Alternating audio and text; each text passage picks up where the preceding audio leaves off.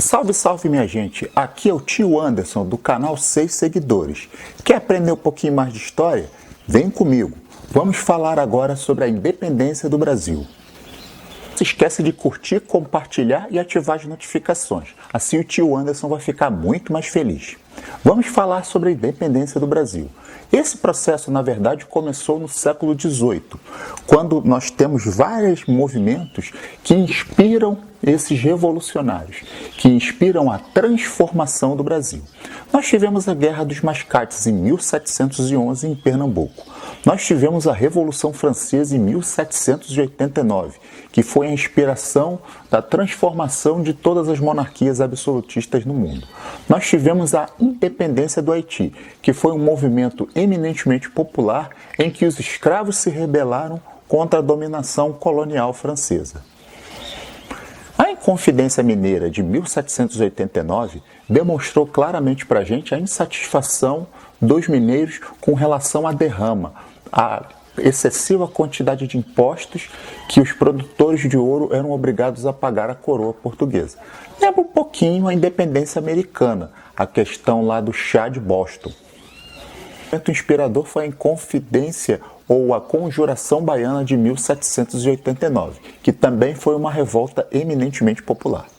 Em 1808 nós tivemos a vinda da família real portuguesa ao Brasil. Fugindo da invasão de Napoleão Bonaparte, foi transferida a corte de Portugal para sua principal colônia no Atlântico, o Brasil. Em 1817 tivemos a insurreição pernambucana. Basicamente esse movimento, ele também tinha um caráter popular e ele queria a alforria dos escravos. Atenção, a elite colonial brasileira não era favorável a essa liberação.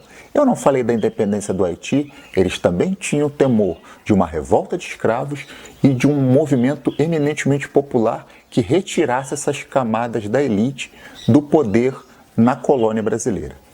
Portugueses insatisfeitos com a volta da família, com a ida da família real portuguesa ao Brasil e querendo transformações na sua política, fez a Revolução Liberal do Porto de 1820, que basicamente limitou o poder real, fez com que essa monarquia se tornasse uma monarquia parlamentar. Entendo que nesse movimento de libertação do Brasil nós temos basicamente dois movimentos. Nós temos uma monarquia portuguesa interessada nos lucros dessa colônia, no entanto estava fugida nessa colônia, e nós temos a elite colonial brasileira que tem um sentimento de independência. Mas atenção! Principalmente a elite colonial brasileira não tinha interesse em transformações radicais e nem em movimentos revolucionários. Lembra da independência do Haiti? Eles tinham temor de perder o seu poder econômico e principalmente o poder político. As cortes de Lisboa tinham um caráter muito parecido com os estados gerais franceses. Você tinha representantes do clero, da nobreza, e de alguma forma você determinava as políticas do reino português. O grande problema dessas cortes é que elas tinham um desejo de recolonizar o Brasil, ou seja, ele deixaria de ser uma nação autônoma que pudesse transacionar com outras nações e voltaria a ser colônia de Portugal. Isso, é claro, não satisfazia a elite brasileira. Em 26 de abril de 1821, Dom João VI retorna a Portugal, devido às diversas solicitações dos portugueses. E dali eles começam a pressionar para que Dom Pedro I, que era o filho de Dom João, que ficou no Brasil, retornasse também a Portugal, com o intuito, claro, de recolonizar o Brasil.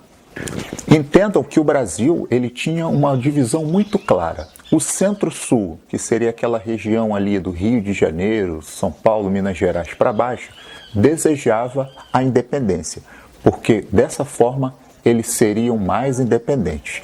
Já os estados do Norte e Nordeste não desejavam, porque eles viam ali um perigo muito grande, porque todo o poder do Brasil estava centralizado no Centro-Sul e ignorando um pouco as regiões Norte e Nordeste. Isso parece um pouco com os dias atuais, em que você vê muitas vezes as atenções do governo federal voltadas para as regiões mais ricas do Centro-Sul e o Norte e Nordeste abandonado. Então vocês vejam que isso não é de hoje. Em 9 de janeiro de 1822, nós temos o Dia do Fico, quando Dom João, mesmo pressionado pelas cortes portuguesas, não retorna a Portugal e fica no Brasil. Isso é um marco muito importante para você começar a dividir o poder político entre Portugal e Brasil. As elites brasileiras começam a fomentar esse desejo de independência. E aí a gente chega no feriado. No dia 7 de setembro de 1822, às margens do Riacho Ipiranga, Dom Pedro foi avisado das intenções recolonizadoras do Brasil, Portugal pressionava politicamente para que o Brasil voltasse a ser colônia de Portugal. A partir daí foi decretada a independência do Brasil. Aquele quadro bonito do Pedro Américo, que ressalta com glória a questão da independência do Brasil. Por isso que você ficou em casa no dia 7 de setembro, era feriado, e você ficou tranquilo. Marca a independência do Brasil. Inclusive, agora em 2022, completaremos 200 anos da nossa independência. A diferença clara do movimento de independência do Brasil em relação às colônias espanholas é que você não teve muitos episódios de luta da coroa com as colônias. No entanto, você pode observar que nós tivemos um momento singular na história do Brasil, que foi a Guerra de Independência da Bahia.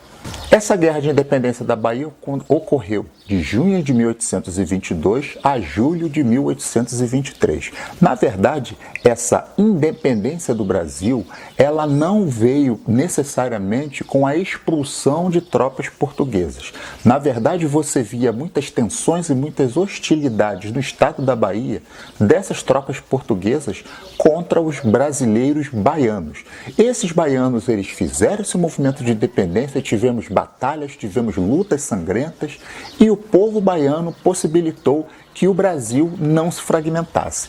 Porque se houvesse uma vitória dos portugueses, fatalmente boa parte da região Nordeste não estaria vinculada ao novo Império Brasileiro. Com certeza, nós não teríamos o Brasil com essas dimensões continentais, ou pelo menos parte dele não seria da nova colônia brasileira.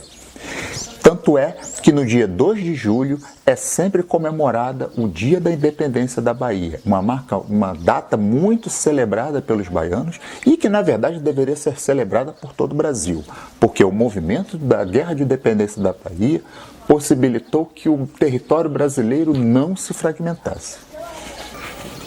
Outra questão desse movimento de independência é que ele se desvinculou totalmente da libertação dos escravos. Lembra da independência do Haiti? Eles tinham temor de uma revolta de escravos. E esses escravos, mesmo com a independência, continuaram escravos. A libertação deles só aconteceu em 1888, 66 anos depois.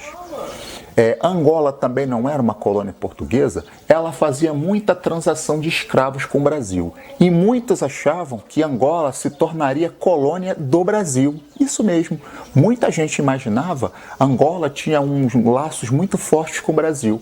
E a colônia angolana, ela não seria mais de Portugal, seria do Brasil. Só que em 1825 o Brasil abriu mão de ser uma metrópole de Angola.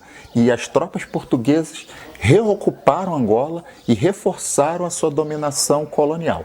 Coisa que vai acontecer durante muito tempo, até os anos 70 do século XX.